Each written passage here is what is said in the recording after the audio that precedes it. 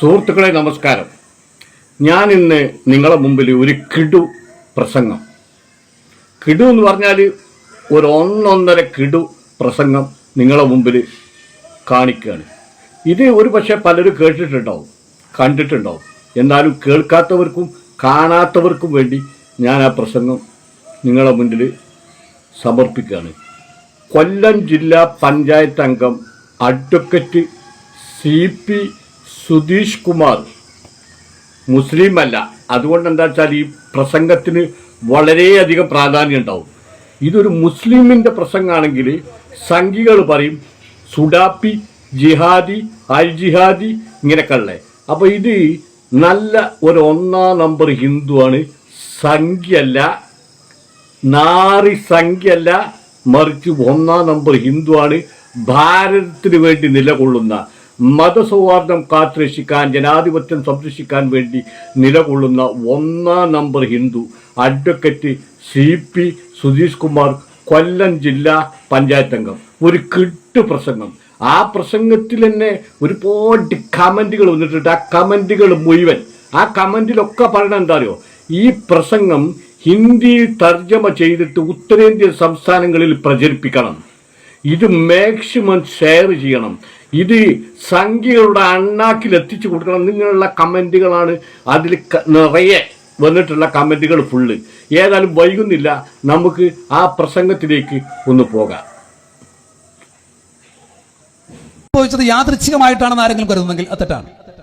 കാരണം ഇന്ത്യയിൽ ഇത്രയും വൈജാത്യങ്ങളുള്ള നാട്ടിൽ എങ്ങനെയാണ് BJP അധികാരത്തിൽ വരുന്നത്? ഹിന്ദുവും മുസൽമാനും വ്യത്യസ്ത മതങ്ങളും ഒരുപാട് ജാതികളും ഒരുപാട് ഉപജാതികളും അവാന്തര വിഭാഗങ്ങളുമുള്ള ഒരു രാജ്യത്ത് ഒരു വർഗീയ ഫാസിസ്റ്റ് കക്ഷി എങ്ങനെ അധികാരത്തിൽ വരും? 2014 അധികാരത്തിൽ വന്നപ്പോൾ 32% വോട്ട് മാത്രമാണ് BJPക്കും സംഘപരിവാര ശക്തികൾ ലഭ്യമായത്. ബാക്കി 68% വോട്ടും അപ്പുറത്തായിരുന്നു. അത് ചിതറിപ്പോയത് കൊണ്ടാണ് BJPയും സംഘപരിവാര ശക്തികളും അധികാരത്തിലേറിയത്.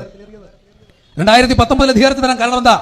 അധികാരം പുറത്താകുമെന്ന് ഉറപ്പായപ്പോ പുൽവാമ കൊണ്ടുവന്ന്, ബാലാക്കോട്ട് കൊണ്ടുവന്ന് ആക്രമണം സൃഷ്ടിച്ച് പാകിസ്ഥാനെതിരായിട്ടുള്ള വികാരം പ്രകടിപ്പിച്ച് ആർക്കും ഒരു അക്ഷരം ഉരിയാടാൻ അവസരം കൊടുക്കാതെ അതിന്റെ തിണ്ണമെടുക്കിൽ ഈ നിലപാട് സ്വീകരിച്ച് അധികാരത്തിലേറിയതല്ലേ? എന്ന് പറഞ്ഞാൽ മതേതരത്വ വോട്ടുകൾ ഛിന്നഭിന്നമാക്കുമ്പോൾ അങ്ങനെ, പാകിസ്ഥാൻ വിരോധം പ്രകടിപ്പിക്കുമ്പോൾ അങ്ങനെ രാജ്യത്തിന്റെ വസ്തുതകൾക്ക് എതിരായ നിലപാട് സ്വീകരിച്ചുകൊണ്ട്, വസ്തുതകൾ ചർച്ച ചെയ്യപ്പെടാൻ അവസരം ഉണ്ടാക്കിക്കൊണ്ട് ഒരു നിലപാട് സ്വീകരിച്ചുകൊണ്ട് എല്ലാ കാലവും ഈ BJPയും സംഘപരിവാര ശക്തികളും അധികാരത്തിൽ വരുന്നത്. അങ്ങനെ അധികാരത്തിൽ വരുമ്പോ അവർ കൃത്യമായ അജണ്ടയുണ്ട്. അജണ്ട എന്താ? ആദ്യമായി അധികാരത്തിലേറാൻ മുന്നോട്ട് വെച്ചത് രാമരാജ്യം എന്ന പ്രഖ്യാപനമായിരുന്നു. രാമരാജ്യം, അതിനുവേണ്ടി രാമക്ഷേത്ര നിർമ്മാണത്തിന് വേണ്ടി, അയോധ്യയിൽ രാമക്ഷേത്രം നിർമ്മിക്കുന്നതിന് വേണ്ടി ആരാണ് നിലപാട് സ്വീകരിച്ചത്? അദ്വാനി അടക്കമുള്ള രഥയാത്ര സംഘടിപ്പിച്ചു. ശ്രീരാമന് വേണ്ടിയാണ് രഥയാത്ര സംഘടിപ്പിച്ചത്. ആരാ ശ്രീരാമൻ? ശ്രീരാമൻ എന്ന വാക്കിന്റെ അർത്ഥം മര്യാദ പുരുഷോത്തമൻ എന്ന. ഹിന്ദു പുരാണ ദൈവമായ ശ്രീരാമൻ മര്യാദ പുരുഷോത്തമൻ എന്നറിയപ്പെടുന്നു. തന്റെ അച്ഛന് കൊടുത്ത വാക്ക് പാലിക്കാൻ വേണ്ടി സർവ്വസംഘ പരിത്യാഗിയായി കാട്ടിലേക്ക് പോയാൾ, ചെങ്കോൽ ഉപേക്ഷിച്ചയാൾ, സിംഹാസനം ഉപേക്ഷിച്ചയാൾ, എല്ലാം ഉപേക്ഷിച്ച് പോയ ആളിനെ അയോധ്യയിൽ കുടിയിരുത്തുവാൻ വേണ്ടി ഒരു ക്ഷേത്രം പണിയാൻ വേണ്ടി പോകുന്നു പറഞ്ഞാൽ അത് പുരാണ കഥാപാത്രത്തിന് അനുയോജ്യമാണോ? ഹിന്ദുമത വിശ്വാസത്തിന് അനുയോജ്യമാണോ? അല്ല. അപ്പൊ ആർക്കു വേണ്ടിയാ? വോട്ടിന് വേണ്ടി. ഇപ്പൊ രാമക്ഷേത്ര നിർമ്മാണവുമായി രംഗപ്രവേശം ചെയ്തു, രഥയാത്ര നടത്തി. ഇന്ത്യൻ മതേതരത്വ സംസ്കാരത്തിന്റെ ശോഭയായിരുന്ന, ലോക മഹാരാജ്യങ്ങൾക്ക് മുന്നിൽ ഇന്ത്യയുടെ ഏറ്റവും വലിയ മതേതരത്വ സംസ്കാരം ഉയർത്തിപ്പിടിച്ച ബാബറി മസ്ജിദിന്റെ മിനാരങ്ങൾ, തങ്കത്താളികക്കുടങ്ങൾ തല്ലി തകർത്തുകൊണ്ട് സംഘപരിവാർ കർഷകർ ആ ബഹുമാനപ്പെട്ട ഏറ്റവും പുരാതനമായ പള്ളി തല്ലി തകർത്തപ്പോൾ നഷ്ടപ്പെട്ടത്, ഇല്ലാതായത് ഇന്ത്യയുടെ ആത്മാഭിമാനമായിരുന്നു. ആത്മാഭിമാനം തകർത്തത് രാമക്ഷേത്രത്തിന് വേണ്ടിയാണോ? രാമൻ ജീവിച്ചിരുന്നെങ്കിൽ ഒരിക്കലും മാപ്പ് കൊടുക്കുകയില്ലായിരുന്നു. അത് ആവർത്തിച്ചപ്പോൾ, ഏത് കാര്യവും ആവർത്തിച്ചാൽ തുരുമ്പിക്കപ്പെടും. അപ്പോൾ വിഷയം മാറ്റി, നിലപാട് മാറ്റി. രാമരാജ്യം ഒന്ന് ക്ഷീണിച്ചപ്പോ പുതിയ നിലപാട് കൊണ്ടുവന്നു. അതാ ഞാൻ പറയുന്നത്, ഇതൊന്നും യാദൃച്ഛികമല്ല. എന്താ? ഗർ വാപ്പസി വന്നു. ഇന്ത്യയിലെ മുഴുവൻ മതന്യൂനപക്ഷങ്ങളും എല്ലാവരും നേരത്തെ ഹിന്ദുമതത്തിലുള്ളവരായിരുന്നു. അവരെല്ലാം പരിവർത്തനം ചെയ്ത് മതപരിവർത്തനം ചെയ്യപ്പെട്ടു പോയവരാണ്. അതുകൊണ്ട് തറവാട്ടിലേക്ക് മടങ്ങി വരൂ. ഗർ വാപ്പസി കൊണ്ടുവന്നു. ആ ഗർ വാപ്പസി കൊണ്ടുവന്ന് ഇന്ത്യൻ മുസൽമാന്മാർക്ക് ആശങ്ക ഉണ്ടാക്കാൻ ശ്രമിച്ചു. അതും ആവർത്തിച്ചപ്പോൾ തുരുമ്പെടുത്തു. പുതിയ മുദ്രാവാക്യം വന്നു. എന്താ? ലവ് ജിഹാദ്. ഇന്ത്യൻ ന്യൂനപക്ഷങ്ങൾ, മുസ്ലിം ന്യൂനപക്ഷങ്ങൾ ന്യൂനപക്ഷമായി നിന്ന് ഭൂരിപക്ഷമാകാൻ ആഗ്രഹിക്കുന്നു. അങ്ങനെ ഭൂരിപക്ഷമാകാൻ ആഗ്രഹിക്കുമ്പോ ആ ഭൂരിപക്ഷമാകാൻ വേണ്ടി ഇവിടുത്തെ മുസ്ലിം ചെറുപ്പക്കാർ മറ്റു മതങ്ങളിൽ പോയി ആളുകളെ വശീകരിച്ച് വിവാഹം ചെയ്ത് ഭൂരിപക്ഷമാകാൻ ശ്രമിക്കുന്നു. അതുകൊണ്ട് ജിഹാദാണ്, ലവ് ജിഹാദാണെന്ന് ഈ സംഘപരിവാര ശക്തികൾ ആക്രോശിച്ചു. ആ നിലപാട് സംഘർഷമുണ്ടാക്കാൻ ശ്രമിച്ചു. അതും തുരുമ്പെടുത്തപ്പോ പുതിയ മുദ്രാവാക്യം വന്നു. എന്താ? ഗോമാതാവ്, പശു മാതാവാണ്. ആരെങ്കിലും പശുവിനെ മാതാവായി കണ്ടാൽ അങ്ങനെയും കാണാം, തർക്കമൊന്നും നമുക്കില്ല. പശു മാതാവാണ്. കാരണം എന്താ? എന്തിനാ പശുവിനെ മാതാവാക്കുന്നത്, പോത്തിനെ അച്ഛനാക്കുന്നത്? വേറൊന്നും കൊണ്ടല്ല. ഈ രംഗത്ത് വ്യവസായം നടത്തുന്ന മുസൽമാന്മാരായിട്ടുള്ള ആളുകളെ കടന്നാക്രമിക്കാൻ, ആൾക്കൂട്ട ആക്രമണത്തിൽ കൂടി തച്ചു തകർത്തില്ലായ്മ ചെയ്യാൻ നിലപാട് സ്വീകരിക്കാൻ കിട്ടിയ അവസരം കൊണ്ടാണ് ഗോമാതാവ് എന്ന പുതിയ മുദ്രാവാക്യം കൊണ്ടുവന്നത്. പശ്ചിമ യുപിയിൽ ഒരു ഉസ്താദ് പറഞ്ഞല്ലോ, മുഹമ്മദ് അഖ്ലാഖ് എന്ന് പറയുന്ന മധ്യവയസ്കൻ തന്റെ മകൻ ഇന്ത്യൻ സുരക്ഷാ സേനയുടെ ഭാഗമാണ്, ഇന്ത്യൻ പട്ടാളക്കാരനാണ്, ഞാനും നിങ്ങൾ ഉറങ്ങുമ്പോൾ എന്നെയും നിങ്ങളെയും കാക്കുവാൻ വേണ്ടി ഉറക്കം വിളിച്ച് അതിർത്തിയിൽ കാത്തിരിക്കുന്ന മുഹമ്മദ് അഖ്ലാഖിന്റെ മകൻ അങ്ങനെ കാത്തിരിക്കുമ്പോ ആ മുഹമ്മദ് അഖ്ലാഖിനെ പച്ചക്ക് തല്ലി തച്ച് തകർത്തത്, ഇല്ലാതെ ചെയ്തത് ഈ സംഘപരിവാർ ശക്തികളാണ്. എന്തിനാ? വീട്ടിൽ പശുമാംസം സൂക്ഷിച്ചു എന്ന് സംശയം തോന്നിയതുകൊണ്ട്, ഉണ്ടോണ്ടിരിക്കുമ്പോൾ നായർക്ക് ഉള്ളി ഉണ്ടെന്ന് പറഞ്ഞതുപോലെ അങ്ങനെ ഒരു സംശയം തോന്നിയതുകൊണ്ട് ആരാ ചെയ്തത്? അവിടുത്തെ പുരോഹിതന്മാർ ചേർന്നുകൊണ്ട്, ഒരു സംഘം സംഘപരിവാർ ശക്തികൾ ചേർന്നുകൊണ്ട് മുഹമ്മദ് അഖ്ലാഖിനെ തച്ചു വന്നു. അത് പുതിയ മുദ്രാവാക്യം. ഒരാളെ മാത്രമല്ല, പല സ്ഥലങ്ങളിൽ ആൾക്കൂട്ട ആക്രമണങ്ങൾ സംഘടിപ്പിക്കപ്പെട്ടു. കാരണം എന്താ? ഈ ആൾക്കൂട്ട ആക്രമണങ്ങളെല്ലാം തന്നെ പശു വ്യാപാരത്തിന്റെ പേരിൽ പശു സംരക്ഷണത്തിന് നിലപാട് സ്വീകരിച്ചുകൊണ്ട് വന്നു. അങ്ങനെ ആൾക്കൂട്ട ആക്രമണത്തിൽ ആളുകൾ കൊല്ലപ്പെട്ടു, ആളുകൾ പീഡിപ്പിക്കപ്പെട്ടു. ആര്? മുസ്ലിം ന്യൂനപക്ഷങ്ങൾ. അത് ആവർത്തിച്ചുകൊണ്ടിരുന്നു. മുസ്ലിം സമുദായം ആശങ്കയിലായി, അരക്ഷിതാവസ്ഥയായി. ഇതിനെതിരെ നിലപാട് സ്വീകരിച്ചവർ, ജനാധിപത്യ കഴിവേറ്റം അവസാനിപ്പിക്കുവാൻ വേണ്ടി ഉജ്ജ്വലമായ നിലപാട് സ്വീകരിച്ച സാഹിത്യകാരന്മാർ, ശാസ്ത്ര പ്രതിഭകൾ, സാമൂഹിക പ്രവർത്തകർ, ഗൗരി ലങ്കേഷ്, നരേന്ദ്ര ദബോൾക്കർ, ഗോവിന്ദ പൻസരെ, ഡോക്ടർ എം കൽബുർഗി അടക്കമുള്ളവരെ തച്ചുകൊന്നു. ആര്? വേറെ ആരുമല്ല, ഇന്ത്യൻ ഹിന്ദു വർഗീയവാദികൾ, സംഘപരിവാർ ശക്തികൾ. ഇവർ പറയുന്നത് എന്താ?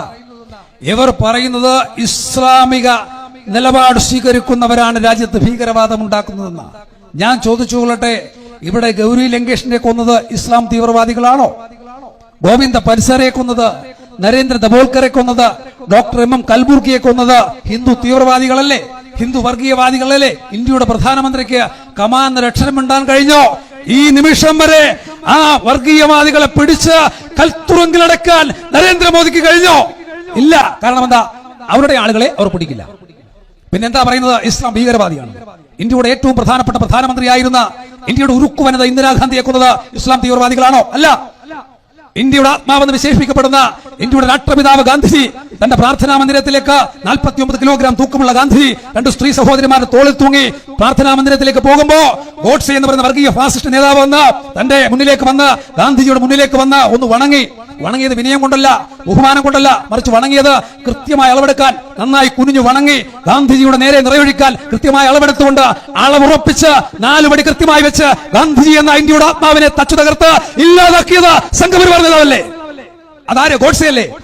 അപ്പം ആരാണ് ഇന്ദിരാഗാന്ധിയെ കൊന്നത്? ഇന്ത്യയുടെ രാഷ്ട്രപിതാവായ മഹാത്മാഗാന്ധിയെ കൊന്നത്. ഇതപ്പുറത്ത് അങ്ങോട്ട് നോക്കൂ, ശ്രീ പെരുമ്പത്തൂരിൽ രാജീവ് ഗാന്ധി എന്ന് പറയുന്ന ഇന്ത്യയുടെ കമ്പ്യൂട്ടർ പ്രധാനമന്ത്രിയെ, സുമുഖനായ പ്രധാനമന്ത്രിയെ ആരാണ് ഇല്ലായ്മ ചെയ്തത്, കൊന്നത്, ചിതറി പോകാൻ കാരണമായത്? ഇസ്ലാമിക തീവ്രവാദികളാണോ? അല്ല. പിന്നെ എവിടെയാ പറയുന്നത്? എന്താ പറയുന്നത്? ഇസ്ലാം മതവിശ്വാസികൾ തീവ്രവാദത്തിന്റെ സ്പോൺസർമാരാണെന്ന് സംഘപരിവാർ പറയുന്ന തെളിവെന്താ? ഒരു തെളിവുമില്ല. ബാബറി മസ്ജിദ് തല്ലി തകർത്തപ്പോ, ഏറ്റവും പ്രധാനപ്പെട്ട ആരാധനാലയം തകർന്നപ്പോ നെഞ്ചു തകർന്ന ഇന്ത്യൻ മതന്യൂനപക്ഷങ്ങൾ, മുസ്ലിം ന്യൂനപക്ഷങ്ങൾ കേരളത്തിൽ ഏതെങ്കിലും ഒരു ക്ഷേത്രത്തിന് നേരെ ഒരു ചെറിയ കല്ലെടുത്തെറിഞ്ഞോ? ഇല്ലല്ലോ. കാരണം എന്താ? ഇന്ത്യൻ മതേതരത്വം ഉയർത്തിപ്പിടിക്കാൻ ഇന്ത്യൻ ദേശീയ മുസൽമാന്മാർക്ക് ബാധ്യതയുണ്ട് നിലപാട് ഉയർത്തിപ്പിടിച്ചുകൊണ്ട് അവർ ആ നിലപാട് സ്വീകരിച്ചത്. അങ്ങനെ നിലപാട് സ്വീകരിച്ചവരെ, അങ്ങനെ ശരിയായ നിലപാട് സ്വീകരിച്ചവരെ തകർക്കാൻ, അവരെ ആശങ്കയിലാക്കാൻ, അവരെ ആക്രമിക്കാൻ, അവരെ ആക്രോശിക്കാൻ, അവരെ കുറച്ചു കാണിക്കാൻ ശ്രമിച്ചാൽ ഇന്ത്യൻ മതേതരത്വ വിശ്വാസികൾക്ക് ക്ഷമിക്കാൻ മനസ്സില്ല എന്ന് സൂചിപ്പിക്കാനാണ് ഈ കാര്യങ്ങൾ ഞാൻ സൂചിപ്പിച്ചത്. ഇവിടെ പറഞ്ഞല്ലോ, ഗോഡ്സെയാണ് ഞങ്ങളുടെ ആരാധന പുരുഷൻ, മനുസ്മൃതിയാണ് ഞങ്ങളുടെ പ്രധാന ഗ്രന്ഥം. പിതാരക്ഷതി കൗമാരെ ഭർത്തോരക്ഷതി യൗവനെ പുത്രോരക്ഷതി വാർദ്ധക്യ നാസ്ത്രീ സ്വാതന്ത്ര്യം അർഹതി എന്ന മനുസ്മൃതി പറയുന്നത്. സ്ത്രീകൾക്ക് സ്വാതന്ത്ര്യം പ്രഖ്യാപിക്കുന്നില്ല. താഴെ ജാതിയുള്ളവൻ വേദം കേട്ടാൽ ആ കേൾക്കുന്ന ചെവി ഈയം കൊണ്ട് അടയ്ക്കണം. വേദം പറഞ്ഞാൽ നാ കറുത്ത് മുറിച്ച് കളയണം. വിജ്ഞാനം കേൾക്കാൻ, വിജ്ഞാനം പ്രസരിപ്പിക്കാൻ, വിജ്ഞാനം പറയാൻ അവസരമില്ല. അതാണ് മനുസ്മൃതി. ആ മനുസ്മൃതിയാണ് ഞങ്ങളുടെ താത്വിക ഗ്രന്ഥം എന്ന് പറയുന്ന സംഘപരിവാർ ശക്തികൾ. സ്വാതന്ത്ര്യ സമര കാലഘട്ടത്തിൽ ഒരു ചരിത്രത്തിന് താളിൽ പോലും ഇല്ലാതിരുന്നവർ അവരെന്താ പറഞ്ഞത്? സവർക്കർ എന്താ? വീര സവർക്കർ എന്നാ പറയുന്നത്. ആർക്കാ വീരൻ? മാപ്പെഴുതി കൊടുത്ത ഷൂ നക്കിയ സവർക്കറെ എങ്ങനെയാ വീര സവർക്കർ എന്ന് വിളിക്കുന്നത്? അദ്ദേഹം പറഞ്ഞു, അകത്ത് കിടക്കുന്ന എന്നേക്കാൾ പ്രയോജനകരമായി ബ്രിട്ടീഷുകാർക്കുള്ളത് പുറത്ത് കിടക്കുന്ന ഞാനാണ്, അതുകൊണ്ട് എന്നെ പുറത്തു വിടൂ. ഞാൻ പുറത്തു വിട്ടാൽ ബ്രിട്ടീഷുകാർ പട്ടാളത്തെ ഞാൻ സഹായിക്കാൻ നിലപാട് സ്വീകരിക്കുകയാണ് സവർക്കർ. ആ നിലപാട് സ്വീകരിച്ചുകൊണ്ട് പുറത്തു വന്നയാളാ സവർക്കർ. അദ്ദേഹം മാത്രമല്ല, വേറെയും ആളുണ്ട്. വാജ്പേയിയെ കൺപൂർ വെച്ച് പിടിച്ചപ്പോ അദ്ദേഹവും പറഞ്ഞു, ഒരു മാപ്പെഴുതി കൊടുത്തു, എന്നെ പുറത്തിറക്കൂ. ആ മാപ്പെഴുതി കൊടുത്താൽ പുറത്തിറക്കും. മാപ്പെഴുതി കൊടുത്ത് പുറത്തിറങ്ങി എന്ന് മാത്രമല്ല, തന്നോടൊപ്പം സമരം ചെയ്ത 300ഓളം സ്വാതന്ത്ര്യ സമര സേനാനികളെ ആ നിലപാട് സ്വീകരിക്കാൻ അവർക്കെതിരായി വഴികൊടുക്കുവാൻ പോലും വാജ്പേയി തയ്യാറായി എന്നുള്ളത് സംഘപരിവാറിന്റെ ചരിത്രമാണ്.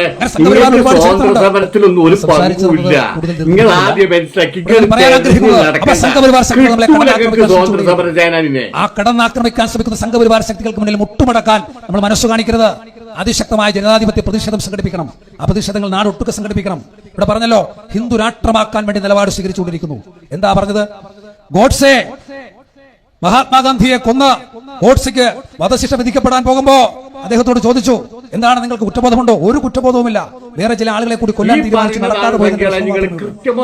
സംഘപരിവാർ നേതാക്കന്മാരോട് ഗോഡ്സെ പറഞ്ഞു, എന്താ പറഞ്ഞത്? സംഘപരിവാർ നേതാക്കന്മാരോട് ഗോഡ്സെ പറഞ്ഞു, ഞാൻ മരണപ്പെട്ടു കഴിഞ്ഞാൽ എന്റെ ചിതാഭസ്മം നിങ്ങൾ ഗംഗയിൽ നിമഞ്ജനം ചെയ്യരുത്. എന്തുകൊണ്ടാ? ഗംഗയിൽ നിമഞ്ജനം ചെയ്യണമെങ്കിൽ ഇന്ത്യ ഒരു ഹിന്ദു രാഷ്ട്രമാകണം.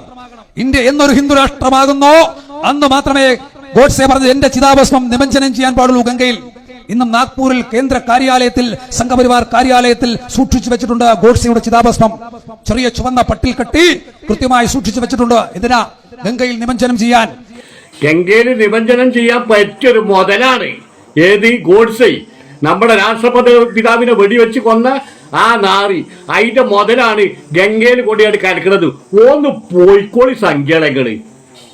അവസാന ശ്വാസമുള്ളിടത്തോളം കാലം ഗോഡ്സെയുടെ സ്വപ്നമായി മാത്രം അവശേഷിക്കുകയുള്ള കാര്യത്തിൽ ഒരു തർക്കവും വേണ്ട. കാരണം ഇത് ഇന്ത്യ ജനാധിപത്യ രാജ്യമാണ്, മതേതരത്വ രാജ്യമാണ്, ഇന്ത്യക്ക് ഭരണഘടനയുള്ള രാജ്യമാണ്, രാഷ്ട്രീയ പ്രസ്ഥാനങ്ങൾ സജീവമായി പ്രവർത്തിക്കുന്ന രാജ്യമാണ്, ഇന്ത്യൻ ദേശീയ ബോധമുള്ള രാഷ്ട്രീയ പ്രസ്ഥാനങ്ങളും മതേതരത്വ പ്രസ്ഥാനങ്ങളും ഉള്ള രാജ്യമാണ്. ഇവിടെ ഇത്തരം ഒരു നിലപാട് സ്വീകരിക്കാൻ ആരും അനുവദിക്കുകയില്ല. ആ നിലപാട് സ്വീകരിച്ചുകൊണ്ടാണ് മുന്നോട്ട് വരുന്നത്. ഇവിടെ പറഞ്ഞല്ലോ, ഇന്ത്യയിലെ മുസൽമാന്മാരെല്ലാം പാകിസ്ഥാനിലേക്ക് പോകണം. ആരാ പറയുന്നത്? സാക്ഷി മഹാരാജ് പറയുന്നു. ബിജെപിയുടെയും സംഘപരിവാറിന്റെയും നേതാക്കന്മാർ പറയുന്നത് എന്താ? എല്ലാവരും പാകിസ്ഥാനിലേക്ക് പോകൂ. ഇന്ത്യൻ മുസ്ലിം സ്ത്രീകൾ കുട്ടികളെ ഉണ്ടാക്കുന്ന ഫാക്ടറികളാണെന്ന് പറയുന്നു. ആര്? സംഘപരിവാർ നേതാക്കന്മാർ. കബറിടത്തിൽ പോലും ഇന്ത്യൻ മുസ്ലിം സ്ത്രീകൾക്ക് സ്വൈര്യം കൊടുക്കാത്ത അശ്ലീല വർത്തമാനം പറയുന്നത് സംഘപരിവാർ നേതാക്കന്മാർ. എതിർക്കണ്ടേ? തകർക്കണ്ടേ? കൃത്യമായ അഭിപ്രായം പറയണ്ടേ? ഇന്ത്യയുടെ പ്രധാനമന്ത്രി സംഘപരിവാറിന് മാത്രം പ്രധാനമന്ത്രിയാകാൻ പാടില്ല. ഇന്ത്യയുടെ എല്ലാവരുടെയും പ്രധാനമന്ത്രിയാകണ്ടേ? ആവുന്നില്ല. മറിച്ച് സംഘപരിവാർ ശക്തികളെ പ്രോത്സാഹിപ്പിച്ചുകൊണ്ട് RSS അജണ്ട നടപ്പിലാക്കുവാൻ വേണ്ടി ഇവിടുന്ന് എല്ലാവരും പാകിസ്ഥാനിലേക്ക് പോകണമെന്ന് പ്രഖ്യാപനം നടത്തുന്നു. എന്ന് പറഞ്ഞാൽ ഇന്ത്യയിൽ ആരാ പാകിസ്ഥാനിലേക്ക് പോകേണ്ടത്? ബഹുമാന്യ ശ്രീ കെ മുരളീധരൻ പറഞ്ഞതുപോലെ ആകെ 1.5 കോടി സംഘപരിവാർ ശക്തികൾ ഉള്ളെങ്കിൽ 132 കോടി വരുന്ന ഈ രാജ്യത്ത് ഈ 1.5 കോടി വരുന്ന ആളുകൾ ഏതെങ്കിലും ഉഗാണ്ടയിലേക്കോ എങ്ങോട്ടോ പോയിക്കോളൂ, ഞങ്ങൾ ഇവിടെ ജീവിച്ചു കൊള്ളട്ടെ സമാധാനമായി എന്ന് ശ്രീമാൻ കെ മുരളീധരൻ പറഞ്ഞ വാക്കുകൾ ഞാൻ കടമെടുക്കുകയാണ്. അതാണ് വേണ്ടത്. കാരണം ഇന്ത്യ ഒരു ജനാധിപത്യ രാജ്യമാണ്. നിരാഷ്ട്രവാദം ഉണ്ടായത് സ്വാതന്ത്ര്യ സമര കാലഘട്ടത്തിലാണ്. ആ സ്വാതന്ത്ര്യ സമര കാലഘട്ടത്തിൽ ആ ചരിത്രത്തിൽ ഒരു പങ്കുമുള്ളവരല്ല ഈ പറയുന്ന ആര്? സംഘപരിവാർ ശക്തികൾ. സ്വാതന്ത്ര്യ സമരം നടക്കുമ്പോ, ആ സമരം നടന്നു പോകുമ്പോ അതിന്റെ വേലിക്കരികിൽ പാത്തുനിന്ന് നോക്കി ഒരു പൊളവൻ കടിച്ചു മരിച്ച ചരിത്രം പോലും പറയാനില്ലാത്ത സംഘപരിവാർ എന്ത് ചരിത്രമാണ് ഈ രാജ്യത്തിന്റെ സ്വാതന്ത്ര്യ സമരത്തിൽ നിങ്ങൾക്ക് പറയാനുള്ളത്? ഒന്നും പറയാനില്ല. അതുകൊണ്ട് അവരെന്ന് പറയുന്നു, ആക്ഷേപം പറഞ്ഞുകൊണ്ടേയിരിക്കുന്നു, ആക്രോശം പറഞ്ഞുകൊണ്ടേയിരിക്കുന്നു. നിരാഷ്ട്രവാദം ഉണ്ടാക്കുമ്പോ, പാകിസ്ഥാൻ ഉണ്ടാക്കുമ്പോ, മുഹമ്മദ് ജിന്നെ പോലുള്ള അധികാരമോഹമുള്ളവർ അപ്പുറത്തേക്ക് പോകുമ്പോൾ നെഹ്റുവും ഗാന്ധിജിയും വേദനിച്ചിരുന്നു. സ്വാതന്ത്ര്യം കിട്ടുമ്പോൾ ഗാന്ധിജി ആ സ്വാതന്ത്ര്യത്തിന്റെ ആഘോഷങ്ങളിലായിരുന്നില്ല, കൽക്കട്ടയിൽ നവഖലിയിലായിരുന്നു. ഇതിനുവേണ്ടി ഈ രാജ്യത്ത് മുസ്ലിമാനും ഹിന്ദുവും തമ്മിലടിച്ച് മരിക്കാതിരിക്കാൻ അവർക്കിടയിലേക്ക് പാഞ്ഞു പോകുകയായിരുന്നു. അതുകൊണ്ടാണ് ഗാന്ധിജി കൊല്ലപ്പെട്ടത്. പാകിസ്ഥാനെ പോലെ ഒരു ഹിന്ദുസ്ഥാൻ ഉണ്ടാക്കാൻ തടസ്സം ഗാന്ധിജിയാണെന്ന് മനസ്സിലാക്കിയപ്പോഴാണ് ഗാന്ധിജിയെ കൊല്ലുന്നത്. ഈ രാജ്യത്ത് മതേതരത്വ വിശ്വാസികളെ കൊല്ലുന്നത്, സാഹിത്യകാരന്മാരെ കൊല്ലുന്നത് ആരാണോ തടസ്സം അവരെ ഇല്ലാതാക്കുന്നു. ജനാധിപത്യത്തെ കഴിവേറ്റുന്നു. ആ നിലപാട് സ്വീകരിക്കുന്നു. വീണ്ടും ദുരാഷ്ട്രവാദം പോലെ വന്നുകൊണ്ട് ബാക്കിയുള്ളവർ അപ്പുറത്തേക്ക് പോകട്ടെ, ഇത് ഹിന്ദുസ്ഥാനാക്കി, ഹിന്ദു രാജ്യമാക്കി മാറ്റാൻ നിലപാട് സ്വീകരിക്കുന്നു. എന്ന് പറഞ്ഞാൽ ഇവിടെ ഹിന്ദുക്കൾ മാത്രം ജീവിച്ചാൽ മതി എന്ന നിലപാട് സ്വീകരിക്കുന്നു. ആ നിലപാട് ഒരിക്കലും നടക്കില്ല. ഇവിടെ വന്ന് ആരും പൗരത്വം പറഞ്ഞ് അപ്പുറത്തേക്ക് പോകാൻ കഴിയില്ല, പൗരത്വത്തിന്റെ പേര് ഒരാളെ പോലും അപ്പുറത്തേക്ക് ഇറക്കാൻ കഴിയില്ല എന്ന് ഇവർക്കും അറിയാം. അവർക്ക് നല്ല ബോധ്യമുണ്ട്. കാരണം എന്താ? അവർക്ക് ഇതൊക്കെ അറിയാം. അവർ ആഗ്രഹിക്കുന്നത് സംഘർഷമാണ്, അവർ ആഗ്രഹിക്കുന്ന അരക്ഷിതാവസ്ഥയാണ്. അരക്ഷിതാവസ്ഥയുണ്ടാക്കി, സംഘർഷമുണ്ടാക്കി, ജനാധിപത്യ ഭൂരിപക്ഷം ഉണ്ടാക്കി എല്ലാ കാലവും അധികാരത്തിന്റെ താക്കോൽ കൂട്ടം ഇങ്ങനെ കൈവെള്ളയിൽ വെച്ച് അമ്മാനമാടി വിജയിച്ച് കളയാമെന്ന് കരുതിയാൽ ഒരു കാരണവശാലും ജനാധിപത്യപരമായി നേരിടാനുള്ള ചോദന നമുക്ക് ഉണ്ടാകേണ്ടതുണ്ട് എന്ന പക്ഷമാണ് ഞാൻ നിങ്ങൾക്ക് മുന്നോട്ട് വെക്കുന്നത്. ആ പക്ഷം ഉയർപ്പിക്കേണ്ടതുണ്ട്. ഫാസിസം അതിന്റെ എല്ലാ വഴിയിൽ കൂടി കടന്നു വരികയാണ്. ഫാസിസം വരുമ്പോൾ സ്വാഭാവികമായും ബുദ്ധിയുള്ള കളനെ പോലെയാണ് ഫാസിസം. ഒച്ചയുണ്ടാക്കാതെ, ബഹളമുണ്ടാക്കാതെ കടന്നു വന്ന് വരുന്നു തോന്നലുണ്ടാക്കാതെ നമ്മെ കെട്ടിപ്പിടിച്ച് അവസാനം നിരാഷ്ട്രാലിംഗനമായി കശേരുക്കൾ ഞുറുങ്ങി ഇല്ലാതാകുമ്പോഴാണ് നമുക്ക് ബോധ്യപ്പെടുന്നത് അവിടെയാണ് ഫാസിസത്തിന്റെ വരവ്, ഫാസിസത്തിന്റെ വിളിച്ചറിയക്കൽ. അത് മനസ്സിലാക്കി നിലപാട് സ്വീകരിക്കാൻ കഴിയേണ്ടതുണ്ട്. ഫാസിസ്റ്റ് ശക്തികളുടെ എല്ലാം അവസാനം നമുക്കെല്ലാം ഹിറ്റ്ലറുടെ അവസാനം ആത്മഹത്യയായിരുന്നു. എല്ലാ ഫാസിസ്റ്റുകളും അവസാനം തൂങ്ങിയാടുന്നത് നമ്മൾ കണ്ടിട്ടുണ്ട്. പ്രിയപ്പെട്ട നരേന്ദ്രമോദി, നിങ്ങൾ തൂങ്ങിയാടണമെന്ന് ആഗ്രഹിക്കുന്ന ഒരു മതത്തിന്റെ വക്താക്കളല്ല നമ്മൾ, ഒരു മതേതരത്വ വക്താക്കളല്ല നമ്മൾ ആഗ്രഹിക്കുന്നത് നിങ്ങൾ തിരുത്തണം. തിരുത്തിയില്ലെങ്കിൽ തിരുത്താൻ ആവശ്യമായ ജനാധിപത്യ ശേഷി ഈ രാജ്യത്ത് ഇനിയും അവശേഷിച്ചിട്ടുണ്ട് എന്ന് ഉറക്കെ പ്രഖ്യാപിക്കാൻ ഞങ്ങൾ ആഗ്രഹിക്കുകയാണ്. ഞാൻ ദീർഘമായി സംസാരിച്ചു പോകുന്നില്ല. ഒരു കാര്യം കൂടി സൂചിപ്പിച്ച് ഞാൻ അവസാനിപ്പിക്കുന്നു. അത് വേറൊന്നുമല്ല, അമിത്ഷാ വളരെ വിശാലമായി സംസാരിച്ച് ഇന്ത്യൻ മുസൽമാന്മാരെ പീഡിപ്പിക്കാൻ ശ്രമിക്കുകയാണ്. ഇന്ത്യൻ മുസൽമാന്മാർക്ക് അമിത്ഷായെ പേടിയാണെന്നാണ് അദ്ദേഹത്തിന്റെ ധാരണ. തെറ്റായ ധാരണയാണ്.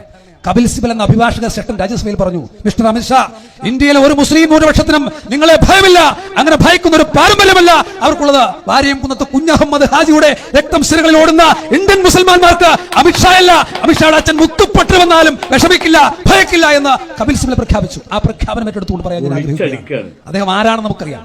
സുഹാബുദ്ദീൻ ഷെയ്ഖ് എന്ന് പറയുന്ന ഒരു ആളെ, ഒരു മുസൽമാനെ ലഷ്കർ തോയ്ബയുടെ ആളാണെന്ന് പറഞ്ഞ് 21 പോലീസ് ഉദ്യോഗസ്ഥന്മാർ വളഞ്ഞു നിന്ന് ആക്രമിച്ച് 2005 ഗുജറാത്തിൽ കൊന്നു.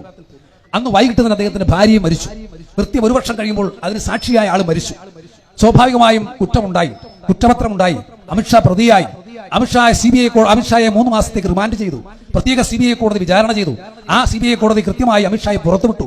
സുപ്രീം കോടതിയിൽ അപ്പീൽ പോയി ജസ്റ്റിസ് ലോധ എന്ന് പറയുന്ന ബഹുമാനപ്പെട്ട ജഡ്ജ് അദ്ദേഹം പറഞ്ഞു, എന്നെ ഒരു ഹൈക്കോടതി ജഡ്ജ് അടക്കം എന്നെ സ്വാധീനിക്കാൻ ശ്രമിക്കുന്നു, അമിത്ഷായെ വെറുതെ വിടാൻ വേണ്ടി, അമിത്ഷായെ വെറുതെ വിടാൻ എന്നെ സ്വാധീനിക്കാൻ ശ്രമിക്കുന്നു. അങ്ങനെ പറഞ്ഞ് ജസ്റ്റിസ് ലോധ ദുരൂഹ സാഹചര്യത്തിൽ മരണപ്പെട്ടു. അദ്ദേഹത്തിന്റെ മകൻ പരാതി കൊടുത്തു, ഒന്നും എത്തിയില്ല എന്ന് പറഞ്ഞാൽ അമിത്ഷാ കുറ്റവിമുക്തനാക്കപ്പെടാൻ പോകുന്നു. ജസ്റ്റിസ് പി സദാശിവം പിന്നീട് ജഡ്ജിയായി വരുന്നു.